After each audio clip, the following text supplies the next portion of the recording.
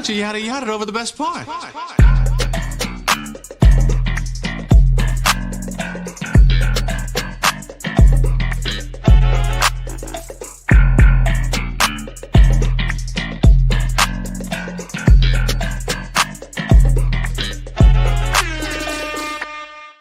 Yeah, ladies and gentlemen, we are back for another Sunday, man. Fresh from a week off. Feels good to be home, baby. Episode 138 of the Yada Yada Podcast. The Kid Joe Cornell in the building. Black Hype's here.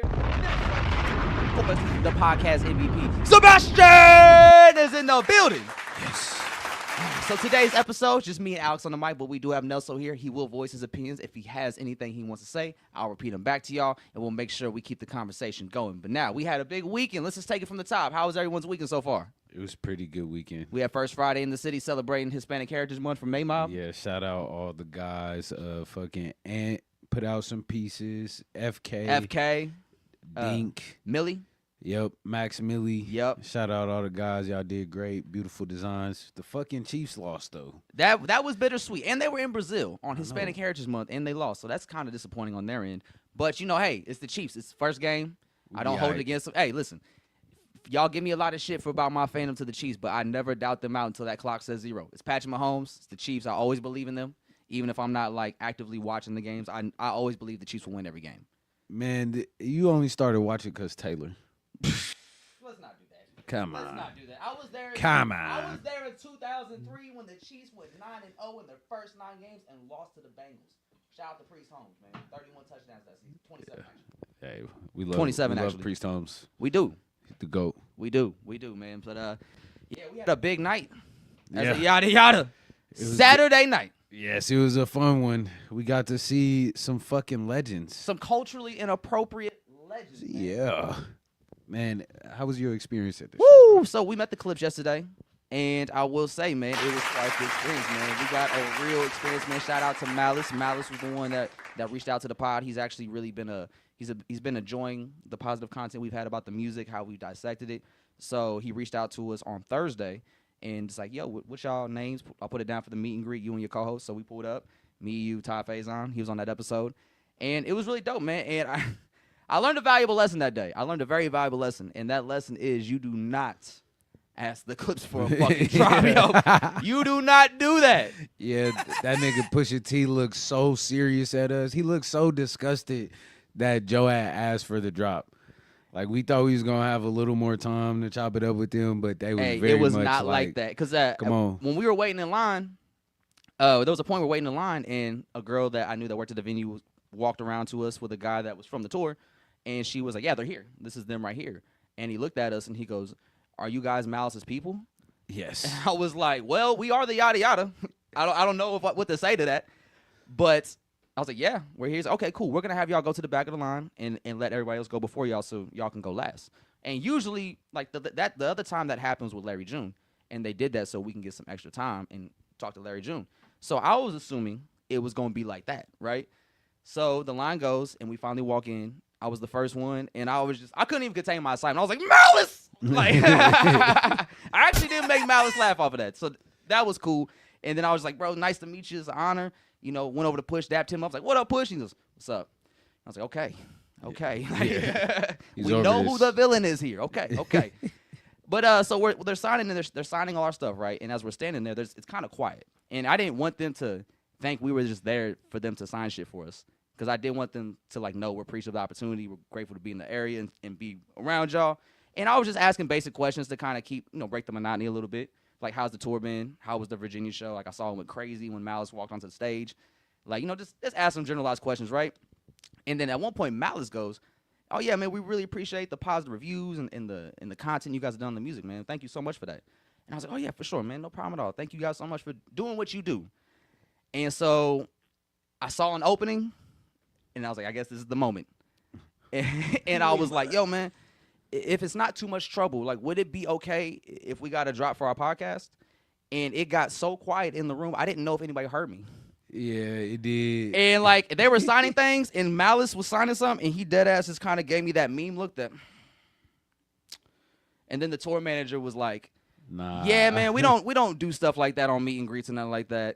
And I was like, oh, yeah. I was like, for sure. And then Malice was like, yeah, like, we got you in here. We got you in here. I was like, you're right. You're completely right. And thank you again for that. Thank you again for that. But I did redeem myself. Because the one thing I did have them bring me, or I did bring with me for them to sign, still good? Good?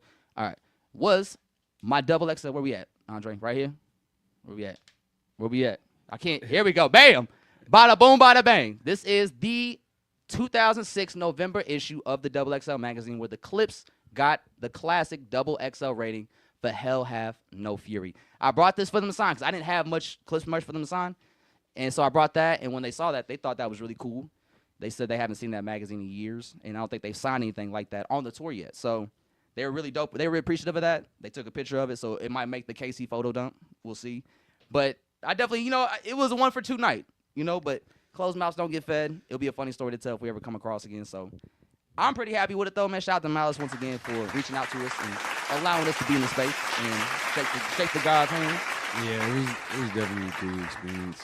I feel like I redeemed myself as well because I was I stiff-armed Larry June, I was like, hey, and then, I ain't gonna lie. Successful handshakes all around. I gave Malice a weak dap. I felt, or not Malice, Pusha T.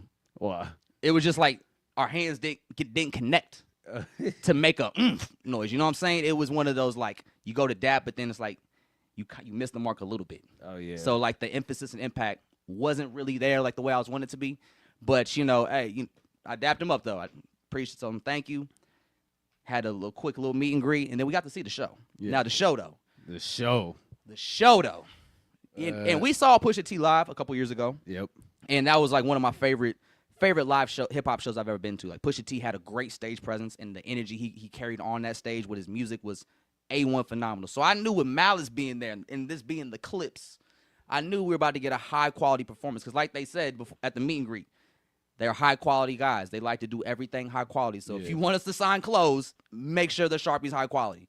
And that's kind of how they carry themselves. And when they got on that stage, they carry themselves like they deliver a high-quality product every time. Like, they got on stage.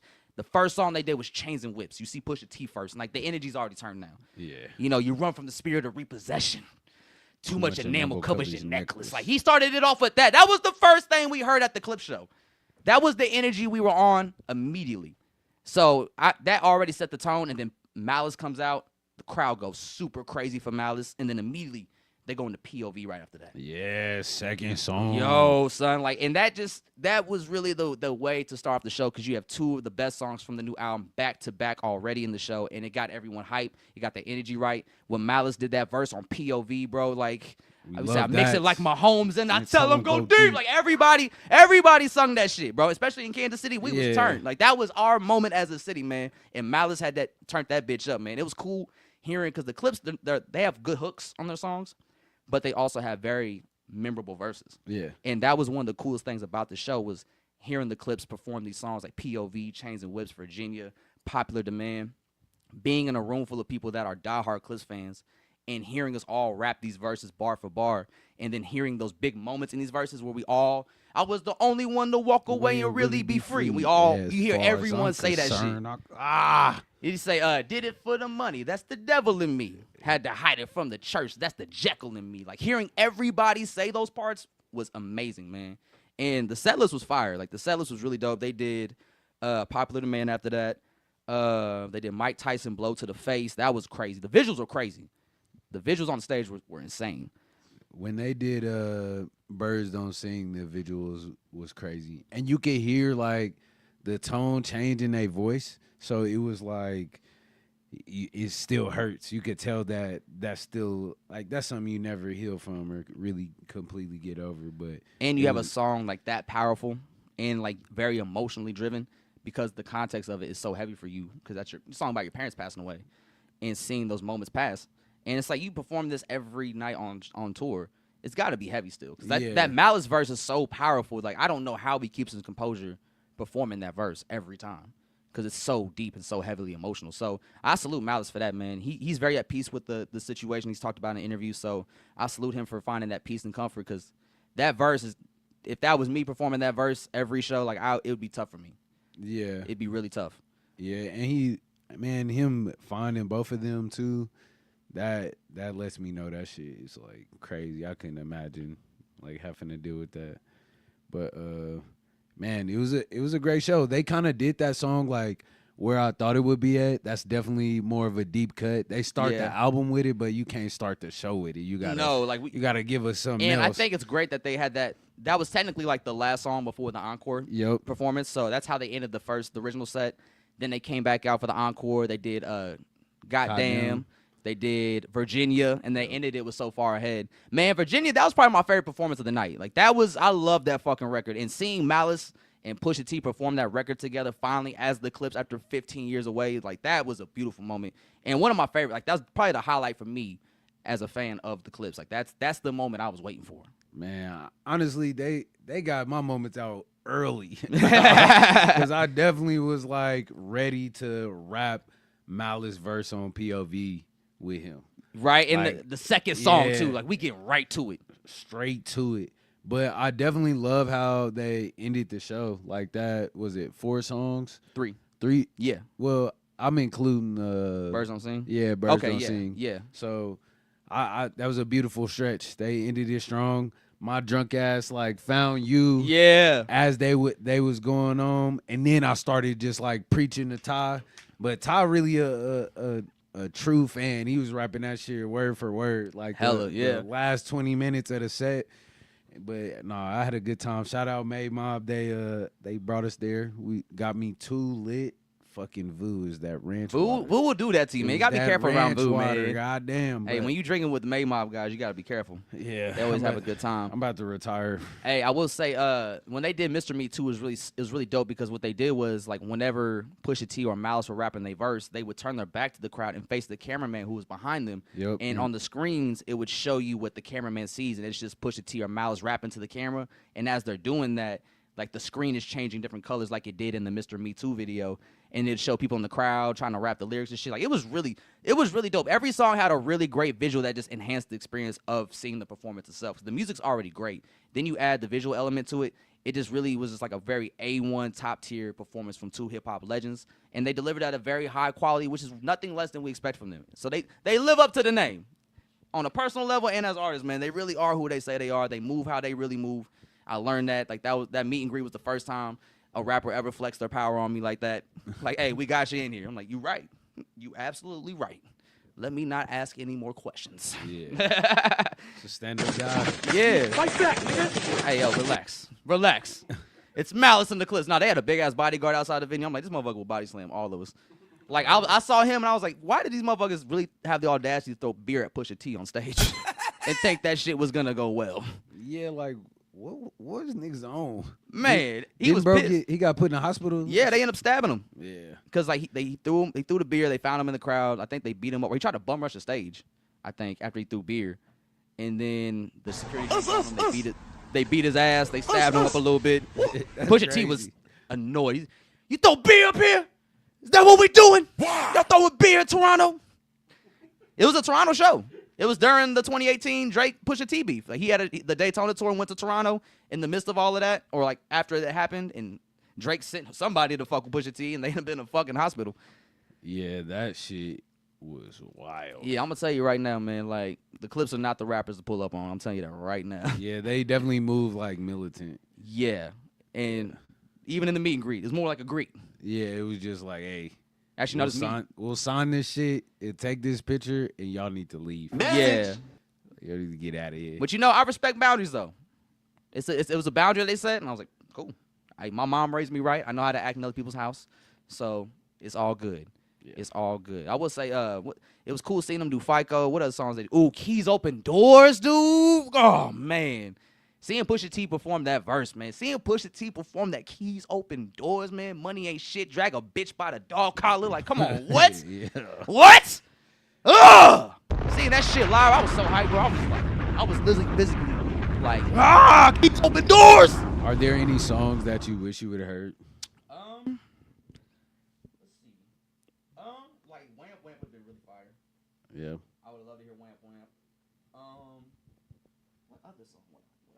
Be careful where you hold. We good? What others? Now I think they pretty much got everything. Everything I would want to perform is like super deep cuts that I'm just like, there's no way that would ever get performed. Like it'd be cool to see Hey Young World or Hey New World live, but that's just a personal taste. But now for the most part, I think they hit everything that I'd want them to perform.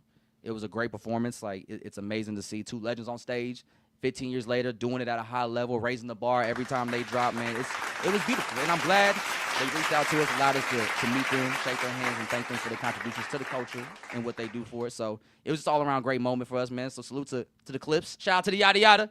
We did that. We met the Clipse. Yeah. Pretty legendary link up. Pictures coming soon. Yeah, it was pretty nice. It was pretty sick. So yeah, that was really dope, man. Also another busy weekend because we had new music from Drake. Oh. The Iceman. I ain't gonna lie to you. I ain't even listened to that shit. And you know what? I'm gonna be real with you too. There's nothing you're missing. Let me see. There's nothing you're missing. So Thursday night, Drake launched the 3rd episode of Iceman, and in that video, he premiered 3 new songs. One of them was with Yeet. There was another one, Party Next Door and Cash Cobain, and then there was a solo Drake song. And I'm gonna be real with you. All 3 of them were ass. It was a 3-pack of ass. Sebastian, have you heard the 3 songs? And Sebastian is the Drake fan on the pod. He has not heard them. I'm putting that on you, Sebastian. And you know, it's just more Drake trying to adapt to the younger sound. Like the Yeet song that he did, it sounded like a Yeet song that Drake was trying to rap on, like Yeet. And the thing about the solo Drake song is it starts off, the first part of it starts off, and it feels like a timestamp record. Very introspective, very personal. Drake's rapping really well. And then midway through that part, it just switches up the beat and it gets more hype all of a sudden. And it sounded like ass. It sounded like dog shit. And if he would have just stuck to the first part of the song, that would have been the most exciting song he's put out for the whole rollout. But he cut it in half. It was like you were getting like one of those Do Not Disturb kind of records, right? Damn. And then it cut off midway to turn into some hype shit that just sounded terrible. And I just think right now Drake's in the area where he's just creatively bankrupt. Like he has no creativity. He doesn't have any creative juice going on for him right now. He has no momentum. Everything he's thrown out to us so far, he's thrown out 5 records so far. None of them are stuck. When's the last time this happened to Drake? When's the last time we've been in a position where we say, yeah, Drake dropped 5 songs and none of them stuck? Are any of the songs out on streaming? I don't believe so. I think they're just on YouTube right now. Ain't it just the one? No, it's 2. It's the one with Central C, which one? And then what did I miss? Yes. Yeah. So I would say the Cash Cobain. Oh, was that a remix? Okay, so the Cash Cobain Party Next Door Drake song was a remix. Yeah. Okay, so he dropped 2 original songs, 1 remix. Okay, the Cash Cobain song was just whatever. The Yeet one was just really bad. And Drake fucking up the last solo record he put out. The first part was really the one. The first part was the one, and that would have been a big moment for him if he just didn't try to fuck it up by switching the beat up. He switched it up 2 more times after that, too. So Drake just seems like he's all over the place, and he's really scattered. He doesn't make the right moves. The songs aren't doing great. The album's not looking very good. And honestly, after Drake dropped that 3-pack, this was the first time I started seeing people in the Drake fandom and Drake community be honest and say, yeah, maybe we should admit these aren't good songs. Damn. The Drake fans was like, yo, this bad. Yeah, the Owl community that I see on Twitter, it'll hit my algorithm every now and then. And the last few times I've seen it on my timeline, it's people in that community saying, yeah, these songs aren't good, and I think it's okay for us to say that out loud without offending anybody. And I was like, ooh, Casanat said it was ass. Damn. Yeah, so it's like everybody that was still in Drake's corner is kind of starting to like leave his corner and start to be more honest with him about how they really feel about what he's been dropping. And it just hasn't been good music. Like nothing What Did I Miss is probably the best moment from the album so far, but that obviously didn't last very long. Yeah, the rollout was seeming cool, but maybe that's like hurting it. Like putting it in these videos. Yeah. Because the videos don't really have anything going. It's just a bunch of like random shots of like scenes. It's like he's trying to be Frank Ocean. Yeah, like very mysterious with his visuals. Yeah. Like he building the staircase type shit. Yeah, but it's like, I don't know. He has Pinocchios in there, and people are assuming that's like a shot at Kendrick Lamar for some reason. Like, it's just a very weird rollout, and I just feel like Drake is trying to come off as artistic, but he doesn't have anything to really offer, so it's just very vague artistry. It's like shallow. Yeah. Shallow art. Yeah, and that's just that's a good way to sum up Drake, I think, post Scorpions. It's very shallow art. What do you want to say, Andre? The Dark Lane demo I tapes. did yes. like those. Andre that brought up Dark project. Lane demo tapes, and I will say that was a great one. I love that album. I used to run that shit all the time at the shop. That one, the one with Giveon. Yeah. It's like he's in front of the safe. The beginning is he's in front of the Marcy Project. It's When to Say When. Yeah. Like, yeah, Drake was going crazy on Dark Lane demo tapes. Yeah. But that was also a Lucy project. A bunch of like songs that got leaked and whatnot over the years that he finally put out on the project. So he knows how to treat his losers. Yeah. What's going on? Yeah, what's going on with these songs, man? So, yeah, and I just think Drake's pride is allowing him to move very, very horribly. It's not allowing him to be honest with himself and move the right way he needs to overcome this obstacle. And the more he denies it, the more he fights it and rebels against that, the worse it's going to get for him. Like, his pride is literally going to be his downfall. And we're seeing it happen in real time. What do you think the consequence for like Drake's like current state is? The Like consequence? for his career, yeah. Like, It's just you how- think do you really think he's gonna like? He's still good overseas. Like people still spin his shit. Yeah, overseas is always going to be a great bag, especially if you're a legacy act. And You saying like the artistic integrity is just dissipating yeah, with and Drake? it's like the more you try to tell us this shit doesn't mean anything to you, the more it's going to show in your music that it doesn't mean anything to you. Yeah. Women still rock with him though. Andre said women still rock with him, and that's true. Like, women are always going to rock with Drake because Drake has numerous records, especially from his previous past catalog, that are amazing songs for women. But I think the current day and age Drake, I don't think his music's really trying to appeal to women like that. I think he's trying to appeal more to like the Aiden Ross kind of demographic. This incel, weird, borderline Nazi territory.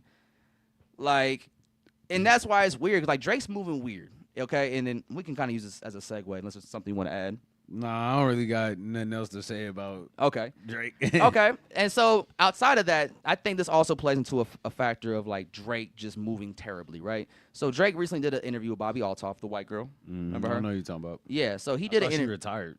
She was supposed to retire, but you know, when white women are in distress, somebody's always down to save them. So Drake saved her, Goddamn. gave her Message. another lob. Shout out to Like, she Joe, said she was Corner quitting. Joe. She said she was quitting podcasting. She announced it. Joe Budden was like, "Don't quit, Bobby. Let me talk to me. We'll get you back on your feet." I'm like, why is Joe Budden offering to help Bobby Altoff, for one?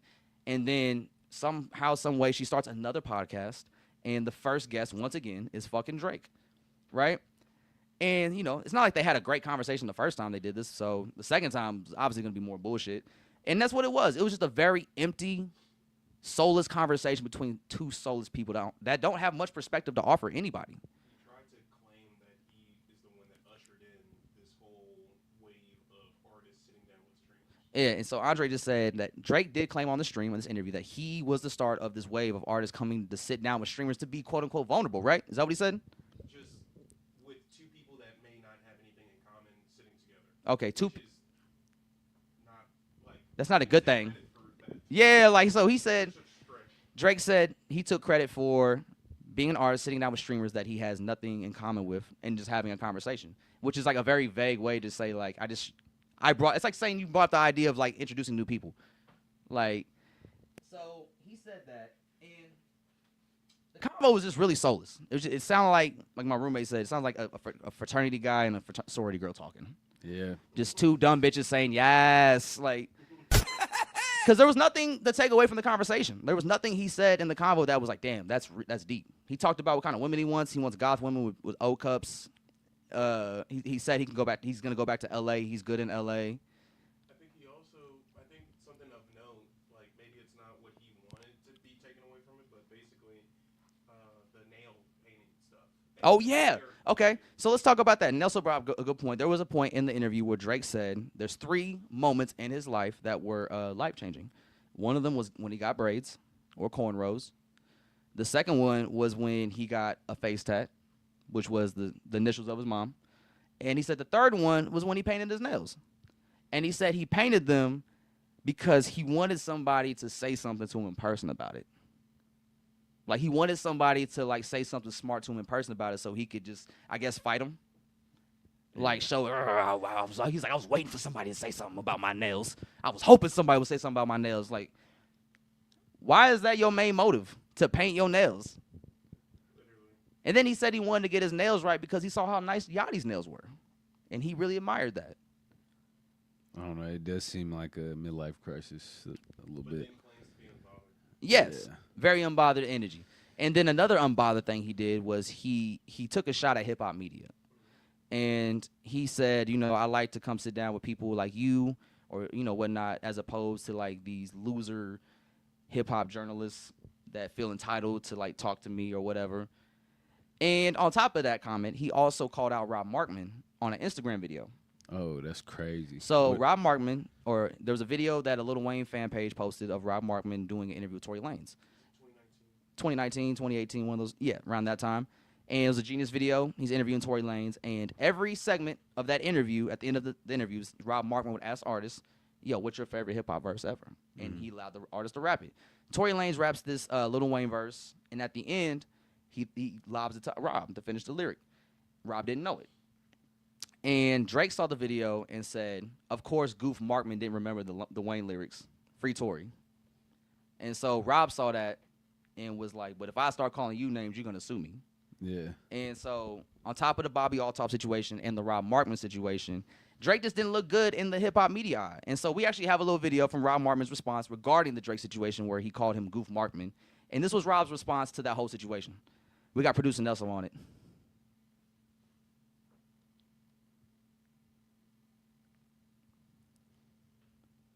See where we at with it.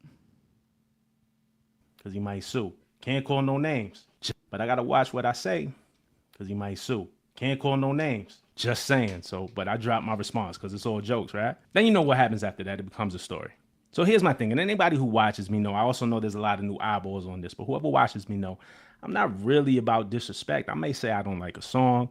I may say I don't like a line. I may say, you won or you lost the battle. I may say I don't agree with the lawsuit, but it's never coming from a place of disrespect. I don't do personal attacks. I don't call anybody out their name. We all here just talking music. We talking hip hop. I just call it like I said. I also keep it all about the music. So all that abs, braids, family court, all that stuff, like I stay away from it. If it's not like directly involved with the music, I tend to stay away. And I never lied to y'all one time. Y'all may not agree with my opinion, but when it comes to facts, I don't lie. Never lied to y'all. 21 years in this thing, never lied to the people not once. So here's my thing. I know the storyline's going to attract a new energy, new viewers, just a whole lot of new whatever, right? So what I'm doing.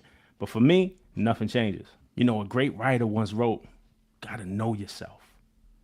And I know myself, man. After this, I'm not coming on here with no axe to grind or just being disrespectful, because that's not me. But this hip hop thing, this dedication to telling our stories the right way, the best way we can, yeah, that's me. And we all spend a lot of time online, so we know what happens next, right? There's gonna be a lot of fan accounts, a lot of bots, a lot of negativity, a bunch of lies spread. I could see some stories being planted and all that. That's just the game today. But you're not going to catch me acting out of character. I know who I am. And to the homie, man, I get it. It's a tough time. It's a crazy time. It's a lot of stuff going on. This got to suck. I know. This is not the way. Go ahead. Drop a bomb, Andre. Drop a bomb one time for Rob fucking Markman. Yeah, that was real dope. What a way to handle that. And I saw that response, and I actually DM'd Rob on Instagram about it. I was like, yo, man, I really love the way you handled that, because you really stressed, like, this ain't who I am, and I'm not going to allow you to get me out of character because you feel a way about me or you feel a way about something. And I was like, yo, I really applaud that, because I think we need more of that. And I think, it just shows your testament of your character, because the way everybody in hip-hop media rallied behind Rob during that moment, I really admired that. And I'm glad we all stood our ground on that one line, because that was a line like, yo, you're not going to try to bully Rob because you feel a way about yourself or you feel a way about what he may have said something you didn't like about your music or whatever, but, like, we're not going for no Rob Markman slander. And I really appreciate the way he handled that. He handled very much with class. He didn't let Drake get him out of his element. So I told him that, and he DM'd me back, and he kind of went in more detail about the situation, just like how it started and just some details, but how he handled it and whatnot. And I just salute him for it, man. It was really dope. And he said he did have a conversation. He said in the longer video, but he had a conversation with Drake in the DM shortly after that. Yeah. And he said, we talked about it, and he knows how I feel. And he said, I know what the real issue is, but, I'll see how he plays it going forward. And, yeah, I just think we need more of that, man. We need more people to stand up for the hip-hop media, because I know how a lot of people feel, especially artists feel about hip-hop media in general. But, it is an important part of the ecosystem. Everything feeds into itself. If you want hip-hop to thrive, you need the hip-hop media's got to thrive with it. Producers got to thrive with hip-hop. Artists got to thrive with hip-hop. It's a continuous cycle that we all feed into to help keep this thing going. So I don't think it's cool for us to just downplay hip-hop media or what their role is. And Elliot Wilson had a great rant about this regarding the Bobby Altop Drake interview. And it's probably his best rant to date. He was just like, yeah, man, I told y'all this. I told y'all this was going to happen, and that's why I fight so hard for it. And I look crazy in real time, but this is why I do it. So we have journalistic integrity when it comes to the hip-hop media space, and that we bring value to the space, and the artists see that.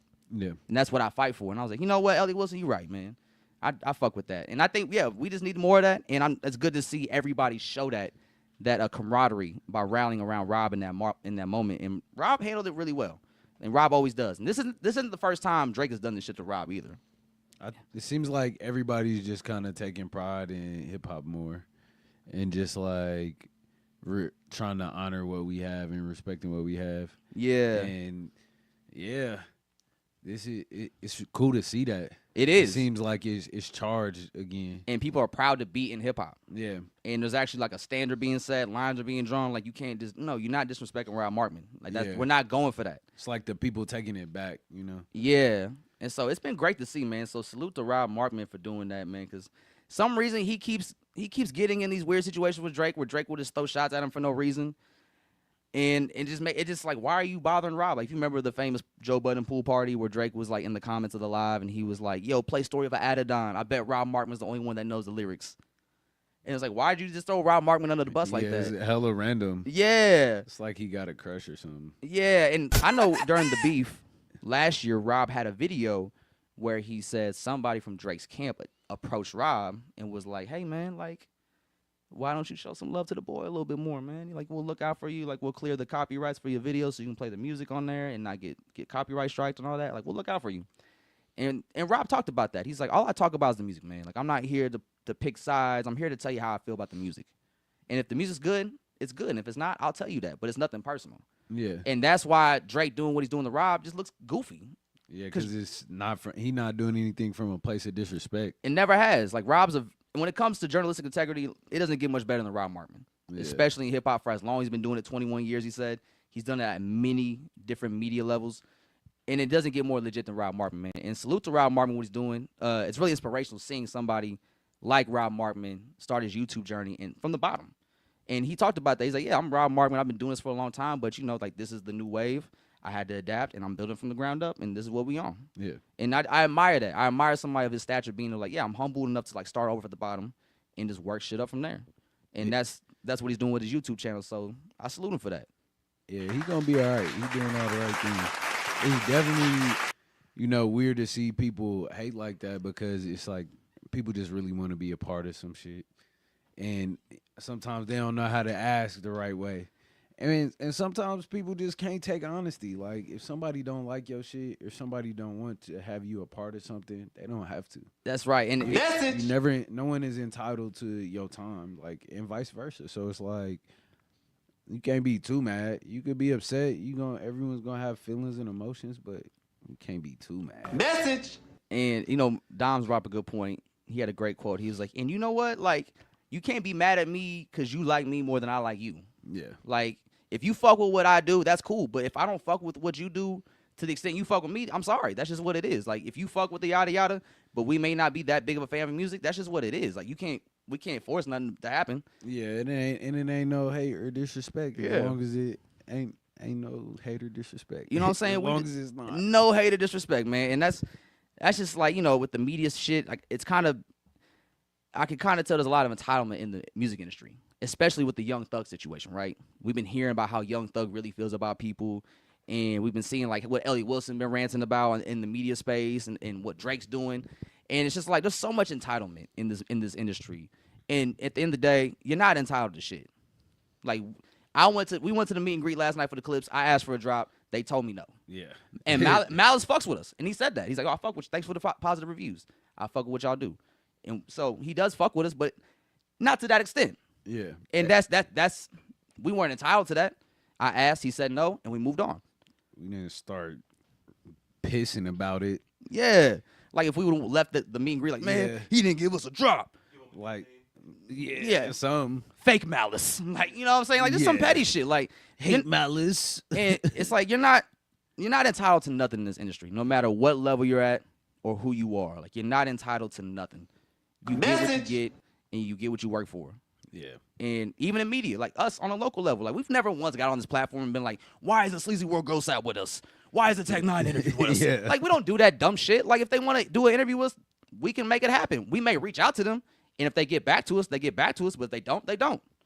All you can do is try. Like, Yeah. y'all don't know how often we try and get like some dope shit to happen. And it doesn't happen. Like the Yeah. Denzel Curry thing didn't happen. And Yeah. I feel like we did all we could. And at the end of the day, because there was a moment where we almost didn't get the Clipse meet and greet. Yeah. Like we were this close to not getting that. It was really up to Malice that made that happen for us. I went through all the proper channels to contact their people. Shout out to my peoples in New York that tried to make that happen for me. Huh? And Liam from Saber. Like we had a lot of people helping us out trying to make that happen. And I wanted to go through the proper channels to make it happen, but it just didn't work. And then the one thing that worked was just Malice himself. Yeah. And that's because we built up that rapport with him the last few months with us covering the Clipse and their music. And I knew that would work. And that was the last Hail Mary I had. So when I posted that story on Wednesday or Thursday about the Clipse verse from Birds Don't Sing, tagged him in it, he saw it, reached out to us. Yeah. And I went through all of that just to realize I should have gone to the source. Yeah. Because he actually fucks with us. But that doesn't mean we were entitled to anything. They gave us what they wanted to give us, and that was it. Nothing more, nothing less. And that's how you got to move in this industry. You're not entitled to nothing. Huh? The foundation is built. I got a funny story to tell him if I see him again. Like one day they will give me that drop. I'm not giving up on that. We will get that drop one day. He gonna send us a hefty invoice. Man, that's the devil in me. Nah, they seem like them kind of niggas. Like, yeah, we want 10 cents every time y'all use that. And we're gonna keep tabs on that too. Yeah. Steven, get his information. Yeah. Steven, get him. Yeah. But yeah, man, like at the end of the day, if you're gonna be an artist or media in this industry, like you can't move with entitlement. And it's easy to fall under that umbrella, especially early on in your career, because you feel like you should be so much further than you are. But at the end of the day, no one's got to do shit for you. Yeah, I also get it too. Like you put a lot of work in, you've been working hard at that shit, but You gotta work harder. Yeah, you gotta keep grinding. And it sucks. It does suck. Trust me, there's been numerous times where it feels like I'm stagnant or like the pod's stagnant, and like we hit a glass ceiling. But the only thing you can do in that moment is just keep going. Yeah, you gotta push through. If your heart's not in it no more, that's okay. You can leave and go find something you are passionate about still, or newly passionate about. But if you're passionate about this and you're upset that you're not getting anywhere, you got to just keep going. You got to keep working. And maybe one day, we good? And then maybe one day, a big thing will happen for you, and you'll get respect for it, and you got to keep going again.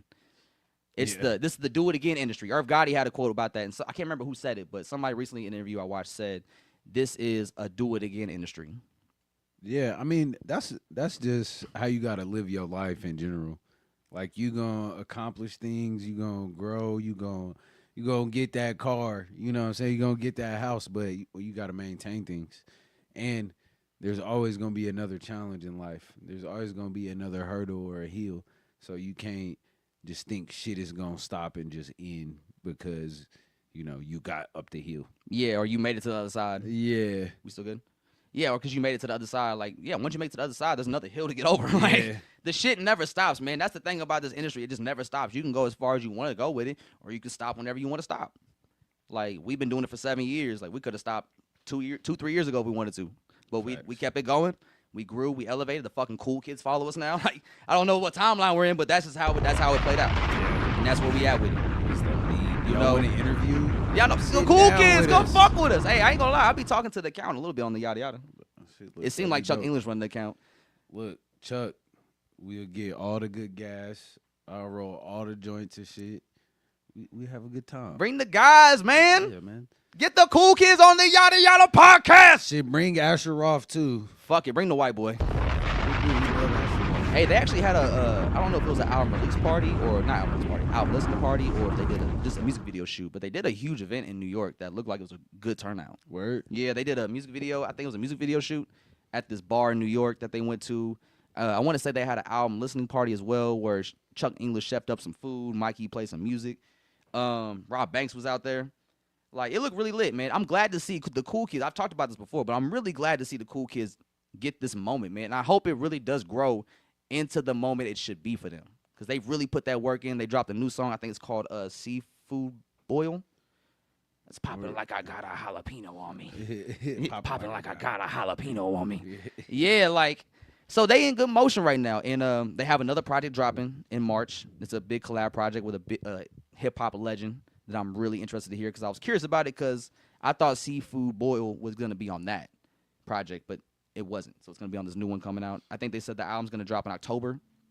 Then they're gonna have right a second around the album. way. Yep. Then they're gonna drop a second album in March, I believe, and then they're gonna go on tour. Okay. Yeah, so it's cool, man. I've been having some cool conversations with motherfuckers on the Instagram, on the yada yada Instagram. Cool Kids, Malice. Like we be really chopping it up with motherfuckers. You know, slight flex. But yeah, man, it's just like I said, more of the story, you're not entitled to nothing. Yeah. Like the Cool Kids follow us, that does not mean they're gonna give us an interview. Yeah. But they do like the content. They did like the Chance the Rapper the video that we did about the album. Oh yeah, we never got to talk to you about that real quick. How did you feel about the Chance the Rapper album? This is your man's now. I mean, I fuck with it. I like the subject matter. I definitely have. It's not in my rotation right now, but I like where Chance is at. I do feel like there are a few songs. I think I would have made it shorter. I would have cut out The middle half. Everybody had the same critique songs. Yeah. where it was like the middle section was like, it's kind of hit or miss. It's like where? Let me look at the. Like Gun in Your Purse with Young Thug and Tia Kareem was great. What was it? What other songs are on there? The Ride was great with Do or Die. Let's see, Starting Line, what's on there? Let's see, Back to the Go. I think after the Highs and Lows, Space and Time was cool. I think I Could Do Without Link Me in the Future. Gun in Your Purse was dope. Tree is okay. I like Tree in context on the album. Mm-hmm. Like when Tree plays, I'm like, oh, I'm excited to hear this. Yeah. Again. I don't know. I gotta run it again though, cause it's been like I listened to it when it came out. But Yeah. I don't know. I definitely like that. It feels more like a traditional backpack album, and the subject matter is cool. Yeah. So I like that we getting all of these albums like that. You listen to the new Joey Badass album? You know, I did. Actually, I'm glad you brought that up. What you think about that? I'm gonna be real with you, man. You don't like it? I think this is his worst album to date. And I say that because it sounds inspired to me. And when I listen to Joey Badass rap, I think I just uninspired. So when I listen to Joey Badass, I think maybe I want him to just be a little more have more depth as a person, as an artist. But when I listen to him rap these days, it just sounds like a self-help person rapping to you. A self-motivator or self-inspiration kind of person. Or what's the affirmation rapper? That's the term I'm looking for. Which is not a bad thing. I like affirmations. I like when people speak about good shit. But I just think for Joey's talent level, I don't feel like he goes deep enough on his concepts and these ideas he has. And so I think vocally or lyrically, we just get very surface level raps, self-help raps, very surface level self-help raps. And I want more for Joey. And it's like this album just didn't seem like it had a clear-cut direction. And I thought with the beef, he would be very more focused, more locked in. And then the album comes out. It was a delay in it that was weird. He said he was going to leak it. Nothing ever happened. Then randomly, the album got a new date. It comes out. And it just felt like it just, for me personally, now I want to get your take on it. But for me personally, I just felt like it was a very underwhelming album. And given the big moment he just had earlier this year, I thought it'd be a bigger moment for him.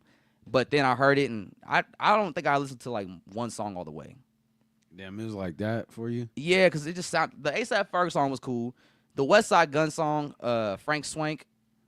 Or yeah, Swank White. Swank White, like that was underwhelming. I thought that'd be a lot better than it was. The Ty Dolla $ign song was trash. I hate that song. As soon as I heard it, I knew what he was doing. As soon as I heard it, I knew what he was doing with the Ty Dolla $ign song, and I was not a fan of that. Like once I could tell when you chasing a radio hit, and for somebody like Joey Badass to chase a radio hit, it's nasty work. It's nasty work. Respectfully. Yeah, I mean, so how did you feel about it? I do feel like it's kind of flat a little bit, Mm-hmm. and I was expecting more like, I guess, energy. It's very Mono. chill, yeah. Yeah. But I don't know. I would love to hear him push like a different message because I felt like he held it down in the beef, and I just want to hear him talk about like some real shit that's happening in life. Not to say he's not talking about real shit, but he definitely in the beginning of his career was like more of In tune. Yeah, and he was. I think of American Badass. Yeah, like that's clearly about like the plight of Black people in America and see and shit that we got to deal with that album. I would say I think the problem with that album is that it came out after Kendrick already did To Pimp a Butterfly, so Kendrick attacked those topics, but on a way more deeper introspective level. And I think Joey at the time, I don't think he was like 23, 24, so he didn't have that experience or knowledge yet to like really hone in on those topics that he talked about on All American Badass. But I would have liked to see him grow more into that role down the road as he got older. But as he got more older, he's became like a venture capitalist, which is fine. Nothing wrong with making money. Get your money. You're a rapper. Do your thing. But I just saw his career going a little more differently in terms of like what he was going to talk about conceptually, because it seemed like he was more in tune with just like the landscape of the world, political climates, and just fighting for the people. But then once Steez passed, it kind of seemed like there was a shift in his concept when it came to his music. Yeah, I mean, and I think that's that we all be going through some shit, And we all grow and change. It does feel like he is in a darker space, and that there's like a lot of different shit happening too. Like I guess his uncle got picked up on some drug shit. He didn't even know that. Yeah, that nigga was on that. But I don't know. I definitely have higher expectations for Joey Badass, given the past. You know how he handled the beef. Yeah, like that was probably his best highlight moment in like this decade so far. Yeah, and it seems like the momentum kind of fell flat on that. But you know what I want to hear is like Joey Badass lock in with Alchemist or like Static Selector, just like do a whole project like that. Like that would be cool. I think I don't need Static Selector because he did most of 2000. Yeah, and I just think for that sound. And what's the song? We pull up the album real quick. Is it Super Leak or Super Freak? with Bree White. Yeah, what's it called? Or Bree Steves. Super Flea. That beat is so ass. That is such a trash 2001 It ghetto sounds fabulous like ass beat, bro. And I see what he was trying to do, right? He was trying to capture that early 2000 sound because he had the drums from I Just Want to Love You on it, Yeah, which was fire. Like he was trying to swag out, but the beat that beat is ass to me. And I'm frustrated with it because it's a song that when I heard it, I'm like, oh, I should like this because this is everything I want Joey to do. But like most Joey albums, he kind of just misses the mark a little bit each time. And I feel like for him, he just really needs like a new sound to like push him forward. And I think The Alchemist might just kind of keep him in the realm he's been in. Man, I don't know though. Like he don't need to step outside of his realm because that's not necessarily good for everybody. I think he just need to find his center again. Yeah, Cause he like you feel him when he addressing the beef shit. yeah. Like this, I don't know why it don't feel like Joey, if that makes sense. You know what I'm saying? Like it don't feel like he is in it or he's charged. He doesn't believe it. I think that's what it comes down to. Like he doesn't believe in the music he's making right now. Because I feel like he might be at a crossroads with his creativity where he's like he doesn't really know what to do right now creatively, or he doesn't know what he wants to do. And I think he's just I think there's a lot of stutter steps in the directions he wants to go in. And I think you kind of see that on this album. It's kind of just all over the place in terms of like what he's trying to do sonically and what he's trying to tell. Like the story he's trying to tell is very surface level. Like it's lonely at the top. It's just 2000s, but just way more uninspired. I think I'm glad that he's putting this shit out though. Yes. Like that's part of it too, because I know part of our conversation has been like, oh well, the acting shit is taken away from like the rapping shit. Yeah. But I don't know. I think bro gonna find his way. And Joey Badass is a fire rapper, and I want him to live up to, you know, what he knows he's capable of type shit. So that's where it's like I like a confident Joey Badass, and it doesn't feel like that all the time. You know what I'm saying? Yeah, especially the last few albums. But I think, you know, I don't hate, like I said, when the Joey Badass beat first popped off, I don't hate Joey's badass music, but I think I'll hold him to a maybe a little too high of a standard. And I think that's where my frustration comes in with Joey Badass as an artist in the last few years. And maybe that's just on me, and that has nothing to do with Joey's abilities by any means. It's just, you know, I remember when Joey came out with 1999 and what that did in the blog era and the impact it had and how people viewed him after that moment. So knowing that, that's why I think I hold him to a high standard. But I mean, a lot of life is happening to him too. You know what I'm saying? yeah, I think one thing that I hate to compare him to like Rocky, but one thing I can say is that Joey has been at least consistent with like being in the eye. Yeah, putting shit out, putting music out, and that's like, you know, that's not hard. I bet that's very challenging for artists to do. Like, even if you aren't feeling uninspired, you know what I'm saying? Yeah, just wanting to gotta put music out. Yeah, but I don't know. But speaking of putting music out, man, Young Thug actually dropped his first, I think, second solo song of Elite. Yeah, that 5-minute song. Yeah. That's not real. Oh, that's a leak. It's a leak. Okay, so our producer Nelson said that's a leak, but you know, I gotta say, it wasn't the worst song. It wasn't the worst song. God, bro. All right, Nelson. But like, it's just. Thug is in a very interesting situation, right? And so, as we've all been aware, a bunch of phone calls have been leaking from Young Thug's time in prison, and we actually got a clip that I want producer Nelson to pull up for us. It's about Young Thug on this new interview. He did an interview with Perspectives, aka Big Bank's podcast from Atlanta. And let me see, what clip is this, Andre? The first one. Which one is that? Where he responds to the leaking. Yes. So this is the one I want to pay attention to, because when you listen to the leaks, right? The leaks have been coming out the last few weeks. And they haven't been doing a good job of making Young Thug look good in the light.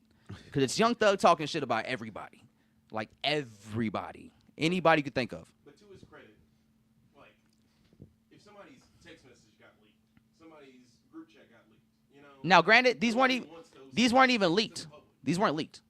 So, in Georgia, you can request these audio files. It's public information. It's public access records. That nigga is on papers. Yes. And it was recorded. It was a recorded jail call. Yeah, and they tell you these will be recorded. And in Georgia, you can just request these files if they're accessible to the public, and these are accessible to the public. And like, you gotta know, like, if you beat a Rico, or if you was in the situation that you in, niggas is gonna be looking for you to say some bullshit. And niggas, that was already speculation that you was on this.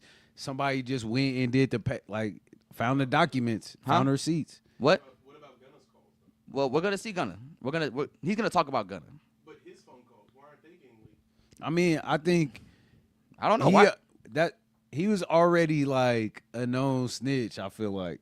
Because there's you could re-say this. There's a call, apparently, that Gunna said he was, like, cupcaking with some girl on the phone. Oh, yeah. And basically, like, is begging her not to leave him for another rapper. And he was like, I'll get on the stand tomorrow, basically. Oh, yeah. So what Nelson brought up is that there was a call that leaked from Gunna where he was on the phone with a lady. And essentially, and Young Thug talks about this in one of the calls, where he said, essentially, Gunna signed the plea deal because he wanted to get back home to a girl who was threatening to leave him for another rapper. Oh. And so Gunna was like, I guess this is what Andre Nelson just told us. Man. Apparently, Gunna said, I'll take the stand tomorrow. And, you know, one thing led to another, and here we are. But this first clip we're going to show you is from the new interview that Young Thug did with Big Bank on Perspectives podcast. So listening to where he talks about his time in jail and why he was saying all the things on those phone calls. So here we go. So listening to people tell you, like, well, you the wizard. You ain't going to prison. And then you got to understand, man, I was in jail 3 years, bro. Like, I was praying 3 whole years. At some point, I started thinking, like, the prayers ain't working. You got to understand that, too. Like, I'm going through shit every day. I'm looking at my best friend, them do what they do. I'm looking at this. I'm looking at certain shit. And it's making me feel how I'm feeling. Like, I ain't never been a nigga to pillow talk. I ain't never been a nigga to talk about nobody else in my life on the phone with nobody else. I've never been that type of nigga. These last few days, I've been sitting around like, what the fuck was I thinking? Like, what I was doing? I appreciate you saying that. I think I was just so fucked up, and I just felt like it was just over. Like, I'm just sitting in jail 24 hours on 23 and 1. I'm in a cell 23 hours. Like, at this point, I'm just like, man, I don't give a fuck. Life, it ain't what I'm thinking it is. Like, I'm just talking. At this point, I'm just talking. At this point, I'm just holding conversations with my girl. But the crazy part is, all these conversations that I had on the phone, I also had with the same niggas who I was talking about on the phones. So that's why it don't seem weird between me and them. Because I done held these same conversations with Wham. I done held these same conversations with Savage. How I feel about him. How I feel about Wham. How I feel about this. How I feel about every situation. We talk like men. We brothers. We talk. They tell me how they feel about certain things. So we all align. We won. We what we is. But you got to understand, like, my standpoint. I'm locked up. Nigga, I'm on the phone talking to my girl every day. This is the only person I'm talking to on the phone. This is the only person that I can talk to. Like, I can't even talk to my family because they just like. So that's Young Thug explaining his situation, why he was ranting on these phone calls during that time. And I think a really important factor that really did change my perspective about the whole leak call situation and what he's saying in them is the fact that he was on 23-1, which is 23-hour lockdown. You're in solitary confinement for 23 hours a day. You get 1 hour outside. And like I think about when Draco the Ruler was going through his situation in LA, he was in solitary confinement for 2 years. And when he got out of jail, he was moving like Thug. He was very angry at everybody. He was talking shit on everybody. And when I realized he was in solitary confinement for those 2 years he was locked up, I could see why you would feel that way. Like, you're in the hole for 23 hours a day. Like, that's not healthy for you. You're going to have nothing but time to think. And, of course, by the time you get that 1 hour of freedom or you get that one phone call, you're not going to be in the right mind. You've thought about negative shit all day because you're in a hole. For 23 hours. And he was locked. Thug was locked up for 3 years in the hole, 23-1 for 3 years. Like, yeah, you're going to feel like your back's to the wall because you don't have nothing else to do but think. Yeah, that's kind of crazy. That would break the strongest for sure. Yeah, like it don't matter how tough you think you are. You go into that hole for 23-1 for 3 years. You're not gonna be the same person when you leave. What kind of shit was he saying though? So a lot of shit, bro. A lot of shit. So let's think about it. One clip that recently went viral. He talked shit on Andre 3000, and he said Andre 3000 never put nobody on. Oh, I mean, Which that is sound like me talking about Tech Nine like some years ago. Yeah, but it's like when you Tech really Nine ain't saved nobody, but that ain't that nigga job. exactly. And on top of that, Andre 3000 put plenty of people on. That's Future's fucking uncle or his cousin. That's Dungeon Family. Yeah, he was in the dungeon. Yeah, and also on top of that, Andrew Barber, shout out Andrew Barber, Fake Short Drive, pointed out that in the early 2000s, Outkast did have a short-lived record label called, I think, Aquemini Records, and they put out one album. It was Killer Mike's solo debut album. Oh, word? Yeah. Okay. On that's Aquemini fire as Records. fuck. And, you had Rico Wade, the Dungeon Family. So, like, Andre put people on. CeeLo Green, Tyler the Creator. He looked out for Tyler the Creator. He did it. What was that verse he did for Icy Twat's band from Chicago? For I hold this bitch up like simple. Yeah. Hold down, Like, yeah, he that did shit was that. fire. He did the Frank Ocean. Like, Andre 3000 looked out for people. Yeah. See, yeah, that's he put on a whole region. The South got something to say. It's because of Andre 3000. Like, who does Young Thug think he is bad-mouthing Andre 3000? And the thing is, this is the second time he's done this. I don't know if y'all remember this, but he said this. He said Andre, when he first met him, he said he wasn't a fan of Andre, never ever been. And he was like, Andre he likes to have his ass kissed. He's like, Elton John, he's not like that. He an ass kisser. And so how I took that right is when I heard that quote.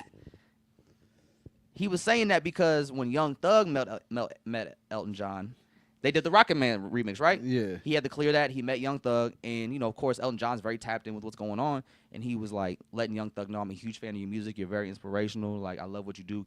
Keep doing that. Keep pushing the genre. Keep pushing boundaries and whatnot. And he gave Young Thug his props.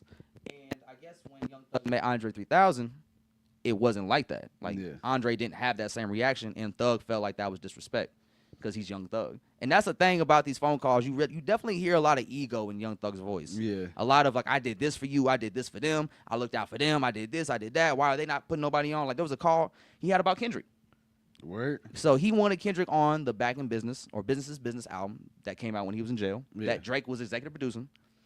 And they reached out to Kendrick for a verse. Kendrick liked a song or two that he wanted to get on. But he was being very hesitant about it because Kendrick, right? Yeah. And so Thug was like talking to his manager about it, and he was like, "Yeah, man, Buddy want to do a record, but like, Buddy, he kind of want to know like how many people gonna be on the album. He don't want to do the features. Gonna be a lot of people on the albums or on the songs and whatnot." And Thug was like, "Man, why does this motherfucker like just not do the record? Like, I'm a superstar. Like, why would you not want to do the record with me? Like, what the fuck's wrong with Buddy? Like, he just make all he goes to the studio, makes all that music, and don't put nobody on his features, nobody on his albums." Yeah. And he was like, "Look at Keem. Like, that shit, Baby Keem ain't shaking nothing. Baby Keem little as hell. Like, he ain't selling no tickets." And then he did all of that just to end it with, "Hope he still do it though." Yeah. Like, yeah, like he's like, "Bro, I could use that. hey, Kendrick the best quote about it was like, man, watch out," because he was like, "Man, Kendrick go to the studio and just record all that music, put nobody on his albums, do no features for nobody. Man, watch out, watch out." That's been we got to get that sound bite. Man, watch out. I will say though, he's very contradicting in his stances because with that same album, or not album, but that same timeline of things with the whole Metro Drake situation. Yeah, and then Young Thug had a conversation leak about that, about more in details about how that played out and why Drake and Metro fell out, which is kind of like what Joe Budden was speculating, where Metro's mom passed away and Drake was starting to inquire about some music while Metro was still grieving.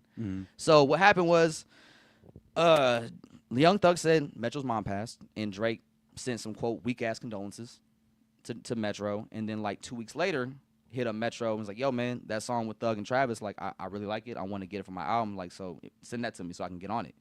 Metro sent it to him, Drake got on it, sent it back to Metro to clear, and Metro was just straight up like, yeah bro, I don't really like what you did to it, and also I'm just not in the space right now. Yeah. And so Drake felt away, and Young Thug was like, if Drake was a real friend, he would have flew to where Metro was at and been with him by his side after his mom died. Yeah. And it's like, you sound like you just using the fact that you Drake as a weapon now. Yeah. Type shit, right? And he was like, he's like, I don't co-sign, buddy.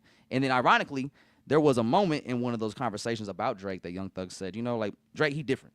He don't come from where we come from. He come from Toronto. Like, he don't move the same way we move, which is, somebody pointed out, which is like, ironically, him saying, he's not like us. Another thing, he said, if it's about music, if it's about helping me, like with petition or whatever, like it's a good look for like keeping black music. We got hella songs in the vault. Yeah. We got to use this song. Yeah. It's just, I guess, because the moment. So there was one of those. Man, there was a funny one on Future, bro. He read Future for filth. So there was a new leak that, damn, there's so many leaks, bro. There was a new leak about Future where I guess Thug and his team wanted Future to do a free Thug show, a benefit concert, and Future turned it down. And Thug went on this whole rant. He was like, I made Lil Buddy. I put him on. I showed him how to do this. And he was like, these motherfuckers are idiots. Like, I became a superstar, and I stopped nutting bitches. They became superstars, started nutting more bitches. He was like, man, once you make it, you supposed to lock in with your kids 100%, not lock in with these bitches. That's why Buddy retarded. He said that, bro. He said that about Future. He called Future retarded. That's insane. Yeah, like, so every audio leak that's came out where Thug's talking about, he called Glorilla ugly at one point. Like, Glorilla called her stray. He said, that bitch is ugly. I would never pursue her, ever. Now, mind you, he was talking to his girl. So, of course, if your girl asks you. He was lying to her. He was lying to Mariah the Scientist. Like, yeah, but that bitch ugly. I would never pursue her, babe. Ever. And then she said, this is the same nigga that was talking about my eyes and my demons. Yeah, and then Glorilla put out a tweet shortly after that audio leak saying, this is the same guy that's texting me right now asking me what color my eyes are. And so, like, yeah, he put up the front to kind of make it look like he wasn't. Yeah. And he's like, I was tripping, girl. My bad. He apologized to Glorilla. Yeah. Yeah. But then another call leaked about him talking about how he cheated on his girlfriend a couple of days before he got arrested. And then they broke up. Oh, damn. Yeah. That was the end of it. That was the end of that. But yeah, so it's just not been looking good for Young Thug. But the podcast, I will say, with Big Bang does a good job of adding a little bit more perspective in terms of like where Thug's coming from. So we had the first clip about him talking about being in solitary confinement. We have another clip talking about which one is this, Andre? The one that Gunna told Big Bang? Okay, so this video right here is a quote that Gunna allegedly told Big Bang once he got out of jail after that plea deal. I ain't never told you this. I talked to Gunna when he first got out of jail. I was trying to get an interview with him. He like, man, I ain't worried about none of these niggas saying, I know my brother in that box fucked up. I was just in that motherfucker fucked up. That nigga mind ain't right. Whatever. I don't give a fuck if he is telling these niggas fuck me. If it ain't fuck me when he get out of jail, they're my brother. You know what I'm saying? I love that nigga. I know he love me. He knowing I wouldn't have did that shit. I triple asked them folk, is this gonna affect my brother? That's what he told me. I took it for face value. That's what he told me. That ain't the truth. All right, I'm just telling you, I'm on the outside. That ain't true. All right, and see, I think this is a good thing. This is a great clip, too, because I think when you watch this interview, it's a 3-hour interview, but when you watch this interview, one of the things they do talk about, and Thug talks about quite a bit, is just how hurt he is over the situation. Like, how much Gunna doing that to him affected him. And he said that's partially the reason why he hasn't released no new music. Because he was like, I'm so hurt. Like, I don't have my brother by my side no more because he betrayed me. Damn. And that's just and that's just really what it comes down to, man. Yeah, Young Thug he's very hurt right now. He's in a very vulnerable space, but he doesn't know how to address it. And he's using the streets or the street perspective as a reason to not extend that olive branch. And and with Thug, it's really all coming back down to street shit, which the more Thug talks about street shit, the more goofy he look, because it's like, man, all y'all snitched. Yeah. Like no one won in the end. Like y'all all lost, and you brought Atlanta down with you in the process. And so it's like Thug is so caught up in his pride and ego right now that he can't admit he was wrong, or he can't admit that. Cause in that interview, he does forgive Gunna. He does say, "I forgive him. I can't be mad at him. I was mad at him in prison, but I can't be mad at him now. I love him too much." Man. And so there's another clip. I think. Do we have another one, Andre? What's the next one we got? We have quite a few clips from this interview. Oh no, not that one. Yeah, that's a great one. So this one is about what he said. What's the one about? Big Bang tells Thug that he came out of jail unfocused and not humble, and takes his blessing for granted. Okay. What the folks trying to get me blown? I ain't even eat it. I'm like, man, I ain't eating that shit, man. I think I opened that shit up and ate the cookies or something out of it. I ain't even eat it. I probably did eat some. I was like burnt down on what I'm saying. Like, Thug did not eat the bologna But- sandwich. I didn't get the luxuries because I ain't get them then. They would have felt like ain't giving me something to eat. Cause I asked them in there, like, man, y'all ain't gonna give me that bill? Like, God damn, this Thug, bro. Like, I'm a motherfucking millionaire, bro. I'm doing what I'm doing. Like, y'all gonna try me like this with the blown motherfucker? Like, get a nigga something. Y'all gave this nigga chili wing hot pepper. Whatever. You know what I'm saying?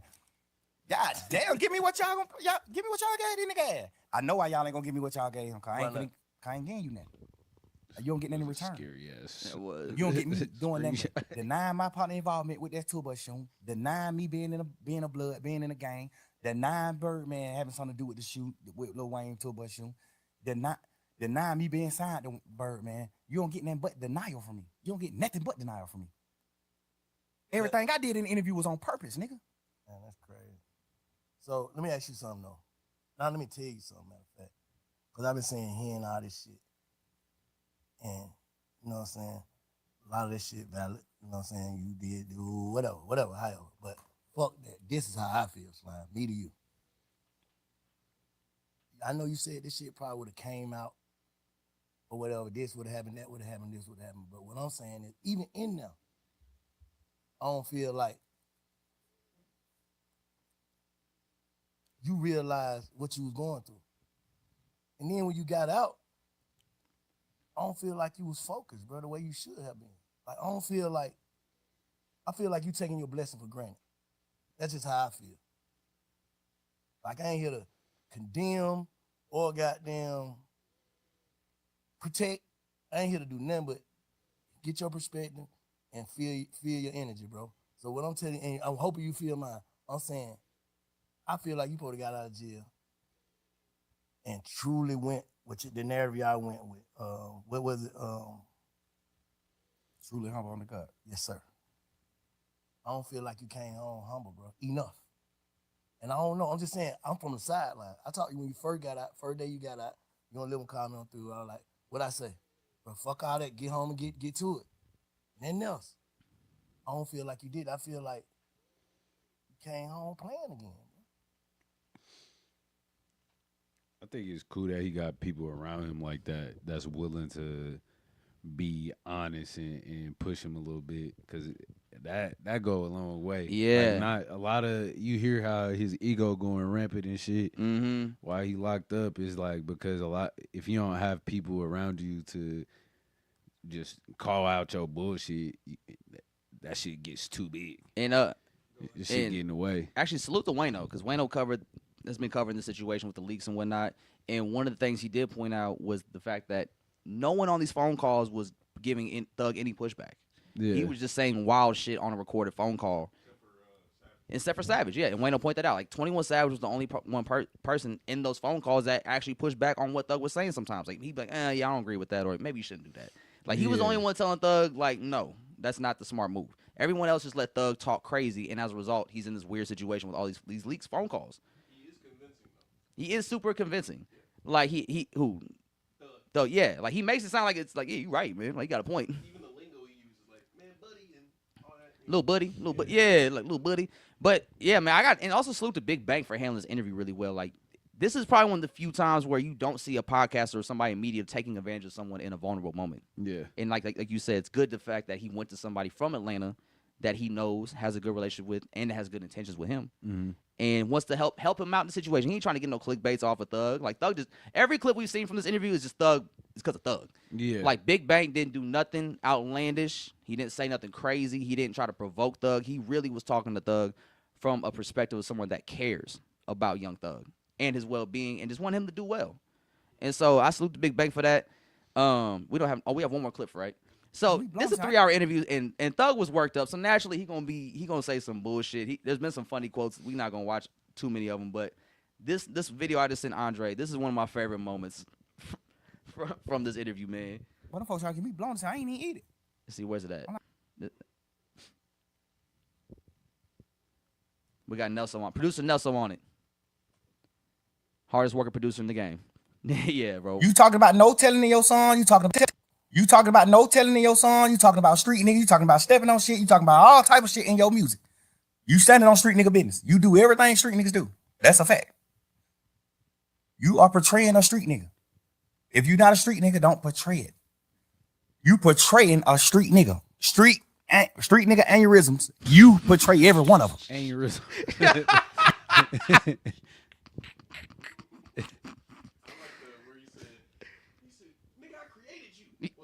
God did, but I helped.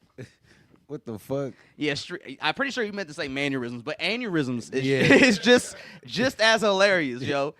But like, yeah, man, like, and that's the thing about, and shout out to Big Bang once again for pointing out, like, he felt like Thug didn't come home focused or like humble enough for giving the second chance of a situation he just got, like a blessing he got. And mind you, Young Thug is still on 15 years of probation, and I feel like how he's been moving, he's gonna say one thing that's gonna cause him to slip up and gonna, unfortunately, maybe put him back in jail.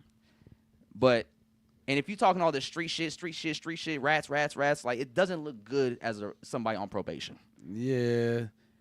Like, you beat a Rico, niggas is gonna be skeptical regardless, bro. Yeah. Because it's like, that don't happen that often. Like, you caught a body. How'd you come home in a week? Yeah, like, type shit. What are you doing back? Yeah, man, you already back on the block? Yeah. Fucking, but. Hey, that man you just told on just got home. Bruh, it's like, you remember Marlo in The Wire? That nigga immediately beat a nigga up at the end of the show, right? Bro, he was about to go away for so long. Crazy. And beat it off a stipulation. And then almost went right back to the streets. But, yeah, I just think Thug really just need to tighten up. But it's very clear he's hurt. And it's unfortunate that we've learned a lot about Young Thug in that interview. Like, apparently he's like a man's man. And when I say that, I mean, like, he was like, if you a rat or you gay, and no disrespect to gay people, but, like, I just don't look at you the same because it's like you broke a man code. And I was like, bro, that's a wild statement you just said. Yeah. That's a super wild statement. And it's like, you Young Thug. And he, like, appropriated that. Yeah. That culture. Like, hella. Don't act like we wasn't there in 2013, 14. We saw all that shit. We saw the hubby picture with Rich Homie Quan. We saw I Love Sex or I'm Addicted to Sex post that Lil Uzi or Gunna posted. And like, we saw all that shit. You wore the dress on the album. Yeah. Like, come on, man. Like, don't get homophobic on us now. Why? You know? But I do hope Thug gets the proper guidance and help because it's obvious he's hurt. And he's devastated by just everybody. He felt like everybody turned his back on him. And everybody that was by his side in YSL all snitched on him. And so he felt betrayed. So, but it's very clear he wants to make amends with Gunna. But it's just the street shit is what's preventing him from doing that, which is really unfortunate. But this also got to show us that the streets are dead. The streets been dead for a while. Yeah. The streets been super dead. Message. Like, let's go get a job. Just go get a job. I know the market's trash right now, but hey, figure out something. Because the street shit is dead. Everybody's ratting on everybody. Cameras are everywhere. Fingerprints are everywhere. Cell towers are everywhere. The game cooked, dog. Trust me. It's over. It's Jova. It's Jova. Let's see. Gross. What else do we got on the agenda, fellas? Let me see. What's on this list? What's on this bucket list I got? Let's see. You want to talk about Dame's album real quick? Yeah, we can talk about Dame's album. Southside Dame dropped an album. What we on, Buddha? I was hella happy to see that's who he was producing. Yeah, so we have, let's see what's it called. It's called Rap City in the Basement by Southside Dame and What We On Buddha. And if you guys don't know, What We On Buddha is like Dame's longtime engineer or producer / engineer. Yeah, he did Southside Superstar. Mm-hmm. He did I want to say he did a couple tracks after that too. Did he do Friends and Family? I don't know. We got to fact check that. Yeah, we got to fact check that. But What We On Buddha, Southside Dame, Kansas City's very own, got back together and linked up for this new mixtape, Rap City in the Basement. And what is your thoughts when you first heard it? I mean, I feel like it's a Dame project. I definitely, you know, I got to give it a few more run throughs. Dame he did Pretty Girls Listen to Dame, so I feel like I have a different expectation for The him standard you hold sometimes. to. Yeah, but Yeah. I feel like it's a cool project. Like it's some easy listens, like something you could ride around to. Yeah, I will say Buddha gave him some fire beats. I will say that. I think it could have been mixed better on some tracks. Like the intro was very quiet vocally. I think that could have been mixed better. And like I like Dame. Like Dame makes good music. Dame, there's a couple songs in there where I'm like, okay, Dame, like I like this Pocket You In. I think it's the second song I fucked with pretty heavy. But I think with Dame right now, I think I just kind of want him to add more layers to his music and expand what he does. And like I guess maybe add some features every now and then to break the monotony of just like your voice being the only thing we hear on the album. Who do you want to see on a Dame track? That's the crazy part. I'm not even sure who from the town would like sound good with Dame right now because I just I don't. It seems like what everybody's doing their own thing sonically. I feel like anytime him DMT? and, yeah, that's what I was about to say. Yeah, DMTO, that's anytime like they get the together. only one. They could do a whole project together. I think that should be fire. Andre said Mac Infinity. Oh, they did. Yeah, he was on that project. Oh, that's right. That's right. You're right. Yeah. So it's a good return. It's a good return to form project for Dame because I guess he has an album dropping next month as well to kind of keep it going. So this is a mixtape to kind of get you ready for the album. So hopefully, I'm hoping Dame adds a little bit more to his repertoire with the next project. I just feel like with this album, it's not bad by any means, but I feel like it is music I've heard Dame do before. Yeah, it's definitely like in the same family. And like I kind of look at Dame the way I look at like John Wall, where it's somebody that's very naturally gifted as an athlete and as like a rapper in terms of like what the music they make. And it's like you naturally gifted in this pocket, but I would like to see you expand more and add more to your repertoire in your pocket to just bring more to the table. Yeah, show us that you PG, bro. Yeah, if you would be PG-13, man, show us, man. Point at the fucking logo and shoot it. That would be crazy. Do it.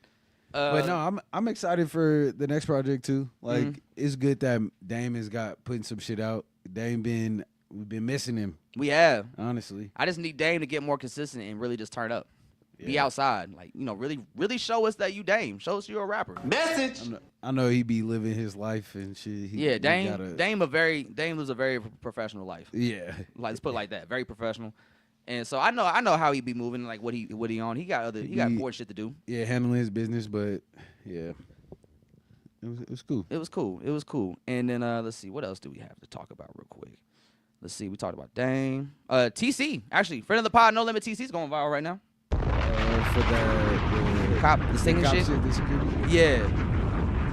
Yeah.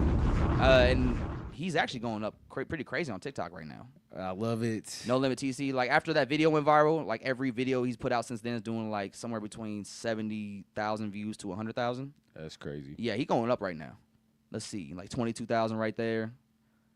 45,000, 191,000. Dude, he a funny ass dude. He definitely got that power. Yeah, so we got 100,000 right there. Where we at? We right here with it? Okay, here we go. Yeah, look at him. He's going to 101,000. That's the video that went viral, right? Oh, that's just the live performance.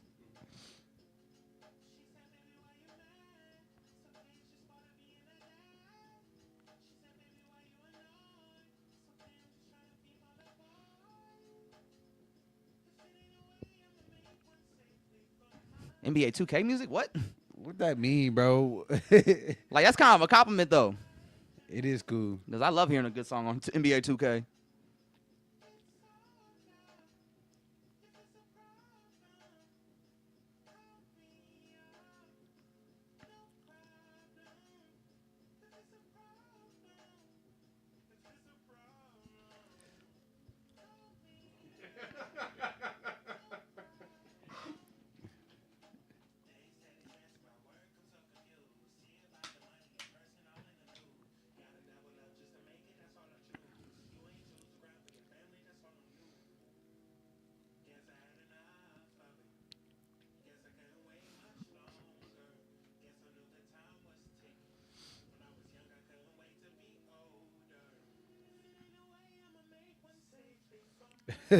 Patrick Bateman.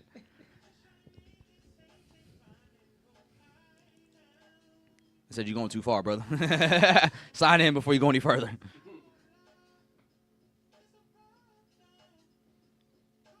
Hey, hold on, dog. Go back to that comment. Why do you have both accounts? Why do you have both Spotify and Apple Music? What kind of money do you have? Yeah, that's what I'll be thinking. What Like, kind of money you up. working with over there? I have every streaming platform ever. Every streaming platform ever. I have both gaming systems. I have a PS5 and an Xbox One. I have 3 TVs in my house. Yes, For I live each alone. game. Yeah. Yes, I I live also alone. have the new Switch. Just cause. Yeah, but TC going up right now, man. I He's love like to see a that. baby. He got a baby face.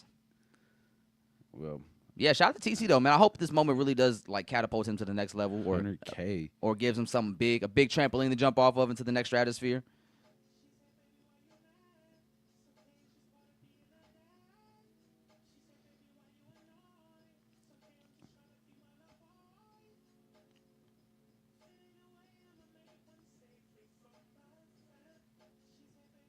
Yeah. Hey, when we had TC on the pod, that was the first song that I said that was a good one. Yeah. That was a good Parental advisory. Hell yeah. Yeah. Come on, man. Shout Called it. out to producer Nelso. He called it. I called it. Actually, in today is actually also an anniversary of 2 big hip hop legends.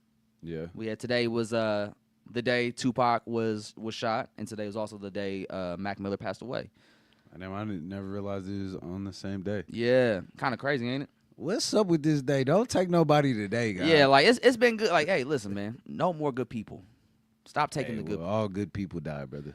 Yeah, there's people that died and never died before. What? There's people living that never lived before. Nah, man. But, R.I.P. Mac, R.I.P. Pac, R.I.P. Mac, R.I.P. Pac, man. R.I.P. Grandma, I love you. R.I.P. Jordan. Man, it's just 2 big voids in hip hop, man, that was taken on the same day. It's kind of surreal. Or at least Pac was shot on this day. But yeah, man, R.I.P. Mac Miller, man, a good light and presence in the hip hop world that we definitely miss. And another anniversary I wanted to talk to you about real quick before we get to this final video and wrap it up. I want to get your thoughts, man, because I just saw recently that the Rodeo anniversary of Travis Scott's album just passed. The 10-year anniversary just passed. I think a couple weeks ago. And that was a very formative album during 2015 for us. It was. So let's just get a little reflection on, like, what did Rodeo mean to you in that moment, and how do you view it in 2025, 10 years later? Shit, what year was that? 2015? 2015. I was very inspired at that time by that album. Same. I think it led me to search for more creative and meaningful work during that time period.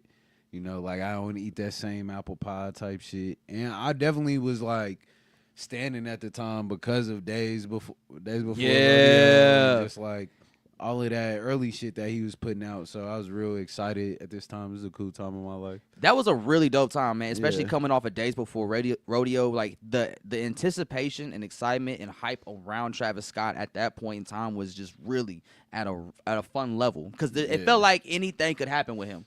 Like, he was at that level where, like, he can go in so many directions with his albums. Like, where does he want to take it? Yeah, no, go ahead. And I'm really glad that he decided to just stick to what he wanted to do. Like, he didn't put out a studio album and went commercial with it. He did what he wanted to do sonically, what he wanted to present the world to. And thankfully, everybody around him was cool with it, trusted his judgment, and it definitely paid off, because it's like there's not really like a single miss on that song when it comes to like its story and its build up. Like, starting off Pornography was really dope, and then going into Oh My This Side, 3500, Wasted, 90210. What's your favorite track? Impossible. Impossible. Like, that one means Impossible does mean a lot to me, especially from 2015. Like, that's been a song that I always will listen to, like, late at night, sometimes throughout the years, just to kind of get some inspiration and motivation for myself. And it's really helped me. It's really helped push me along the way. And so, like, that album, man, during that time, I just loved the energy of Travis Scott. I just loved the fuck you attitude, the rebellion, the raging at his shows. Like, I just loved all of that shit, because we were like 21 at the time. Yeah, we was damn. And I was in Maryville. We was in Maryville, bro. I was definitely on bullshit in 2015, and that was the perfect soundtrack to do it. Like, ask about being in Maryville, bro. I was wilding in 2015, but it was fun though. That was a great, and that I was living how that album felt. Yeah. Like I was drinking every weekend because I was in college, lived in a frat house, other things were flying around. So it's like it just felt like that was my world. And I was very inspired by creatively wise because it felt like a very ambitious album. It does feel lofty, and it's like it gives you that energy to go for it, to just be like, fuck it. Send it. Let's do it. Will he survive? The rodeo. Yeah. I love Nightcrawler. Nightcrawler with Chief Keef and Sway with Lee. Chief Keef and Sway Lee. That's like one of my favorite tracks on that. That is a sleeper on that one. I like, what's the one with Flying High? Oh, Flying High with Toro Amoy. Mm-hmm. Yeah. What else? Drunk with Justin Bieber and Young Thug. Yeah, that one was crazy. I didn't think I heard the leak. And I listened to the leak. Hellas. I remember we played that on the way to Maryville. Yeah. And I was like, yo, you gotta hear this. This is the Call your craziest friend, shit. let's get drunk. Yeah. Call your friend, let's get drunk. The intro with Maria. Call it for Maria. That was a fire intro. Don't look at. Okay, I thought Andre put his head down in disappointment. Pray for Love with The Weeknd. Great fucking song. Like the way Travis Scott and The Weeknd harmonized their vocals together on that middle hook, like we don't wanna pray no more, no, and like The Weeknd's harmonizing under that, beautiful, like real music shit. Piss on Your Grave, the Kanye West song. That shit. Like I like the energy of Piss on Your Grave. Like I kind of wish they would have. Actually, I don't know. He was That one don't need to be on there, honestly. You don't need it. I don't think we need it. It was supposed to be on, what was it? So Help Me God. When Kanye was making that album, like the All Day album, It's All Your Fault. Like, so All Day, It's All Your Fault, Piss on Your Grave, 4 or 5 Seconds, and Only One. I think those are the 5 that leaked. But those songs were all originally made to be on So Help Me God, which was going to be Kanye's next album after Yeezus, which eventually became The Life of Pablo.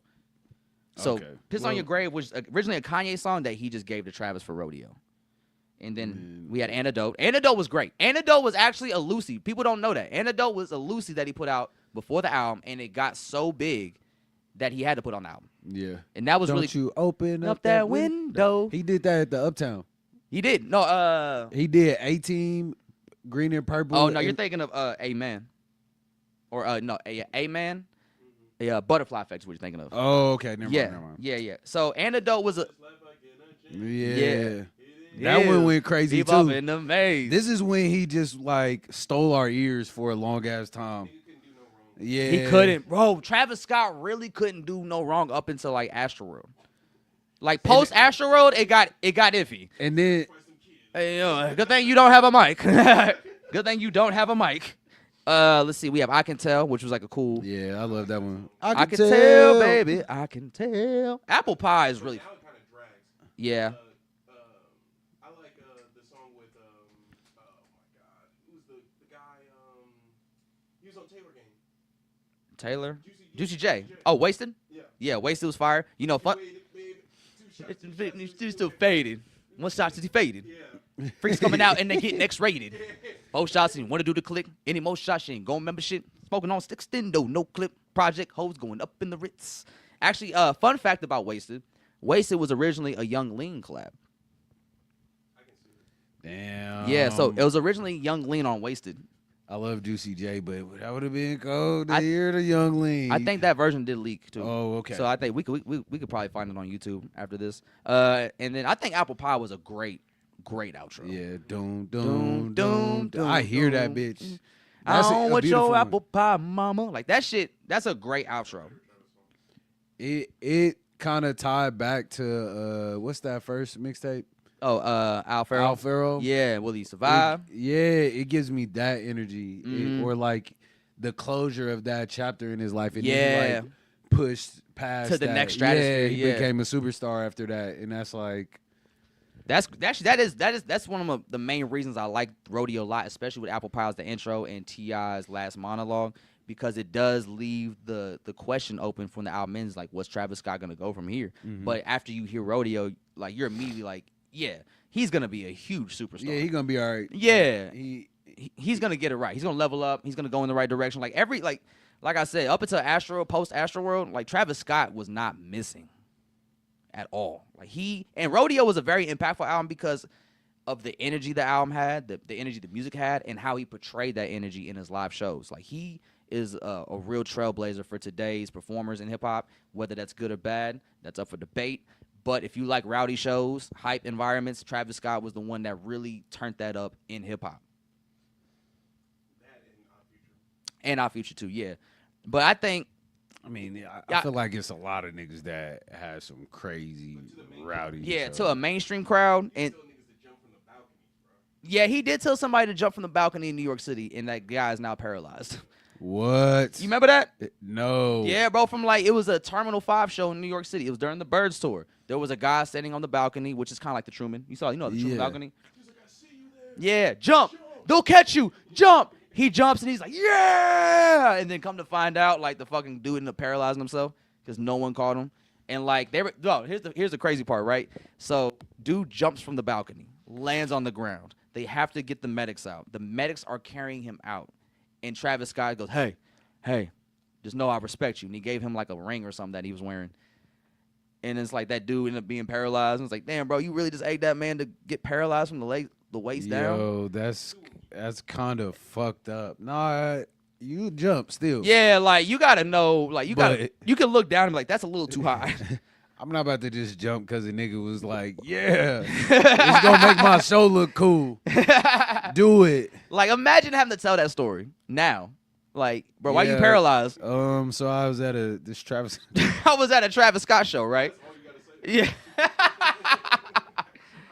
Nelson said that's all you got to say. I was at a Travis Scott show. That's definitely like that rock star shit. Yeah, but I would say, I think especially going forward with the trap movement, I think Rodeo was very influential in the sound that was going to go in. Because, I think up to Rodeo, Travis Scott was definitely leaning heavy on his influences, whether it be Kanye, Kid Cudi, Future was popping with his sound during that time. Atlanta. He went to Atlanta for days before Rodeo. He was down there tapped in with Thug and Metro Boomin. That shit was crazy. Yeah, so he was definitely somebody that was trailblazing the direction trap music was going to take. And as we saw over the years, like, people started adapting to, like, whether it be his auto-tune, his melodies, his aesthetics, his rock star energy. Like, Travis Scott, anybody that's like under 20, like, Travis Scott's probably a huge inspiration to them musically as an artist. So, and it's cool to know that we were there from the very beginning with Rodeo, and we saw him become Al Farrow. From Old English. Don't get it fucked up. Old English with King Chip. Don't get it fucked up. We was there up with Casey Veggies. Yeah, that shit is kind of wild. Ill America, baby. It's like when he did the Super Bowl, I remember watching that and thinking, damn, I did not think the guy that made Al Farrow was gonna do all this. Some of the crazy wild shit that we heard about, I'm not surprised it transpired at Travis Scott events. Yeah. I'm gonna be honest. Like, at a certain point, you could definitely tell he was gonna be a superstar just because he had it, like, as an artist and also as a producer, which is like, it's kind of the same. And he had Kanye in his corner too. Kanye and T.I., like, he had it.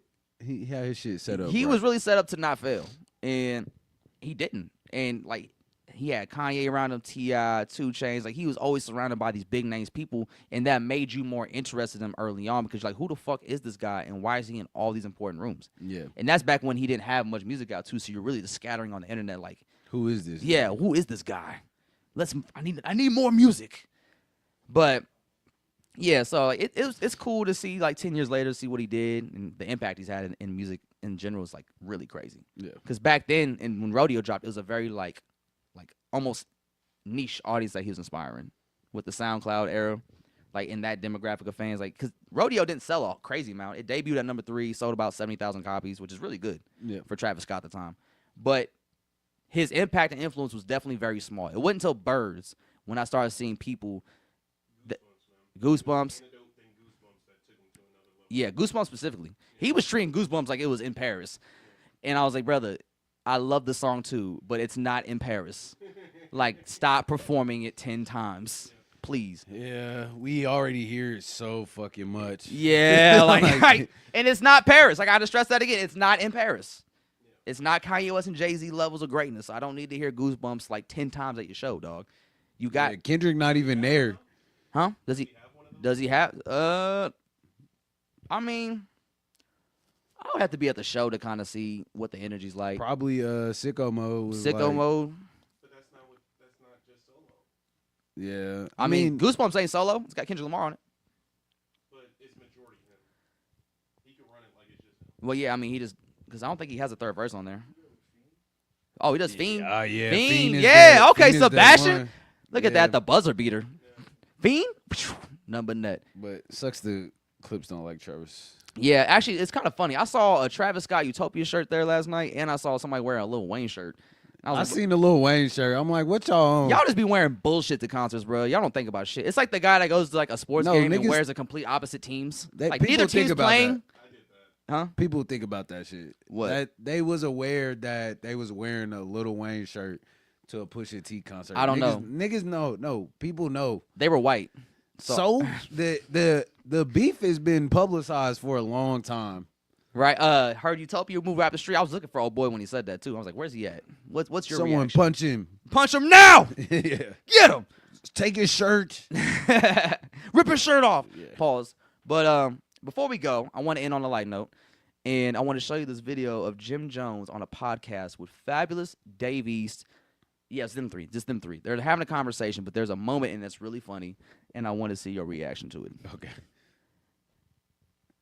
There's a lot of people like that, but but when you talk about the white household in general, their lessons are way different than the black household, and that's the difference. 100%. What was being taught in our household? Selling drugs, getting sneakers, getting money. And which All they had was job. All they had was jobs. What did we see?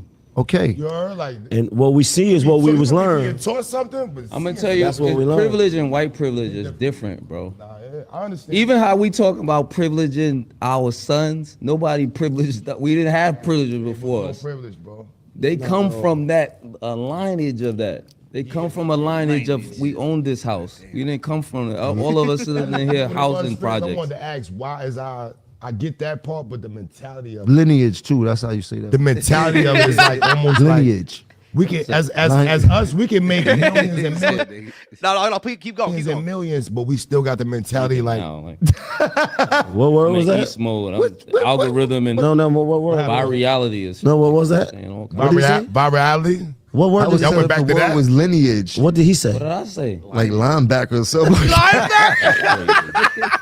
That's crazy. I'll walk off this podcast right now. That's crazy. You said Quit playing with me. He said linebacker. linebacker. Don't lie. What did you say?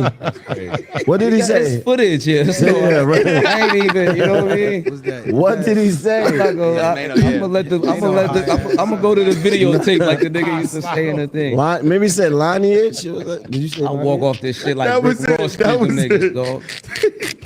Say lineage? Rose? Like Don't make me rose this shit You one look time. embarrassed. Yeah, like I Nigga can said I said linebacker. The linebacker in your He family said is that Yo. was that Man. that line. We talking about privilege. It, And I just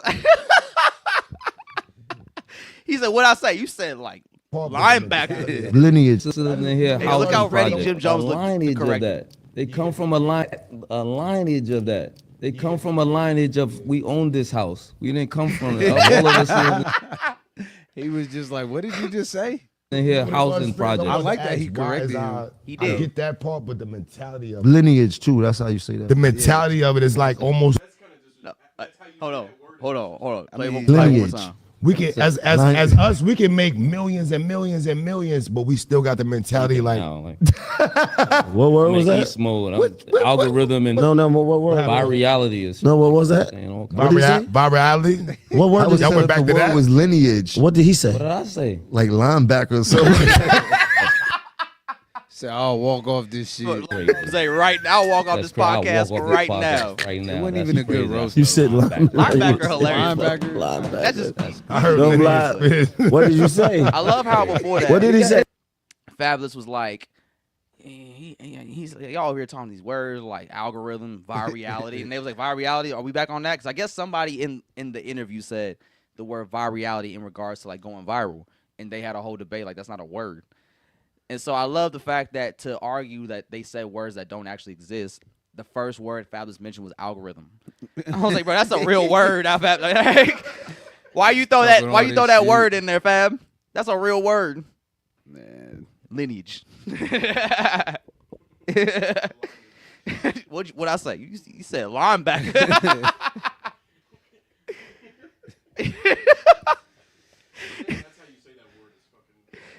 Lineage is how you say that. Yeah, man. Shout out to the guys, man. Nah, correct me. Yeah. Like, Don't have me up here saying by reality and shit. yeah. Lineage. A lineage. That's not a word, bro. That's not. Hey, but you learn every day, you know. Hey, and that's all Jim Jones was trying to teach his man the proper English word that he was trying to say. Yeah. Who can fault him for that? Anything else we want to cover before we wrap it up, fellas?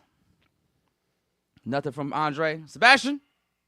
Nobody. All right, well, who's the pod MVP this week? How are we bringing it back? We took a week off.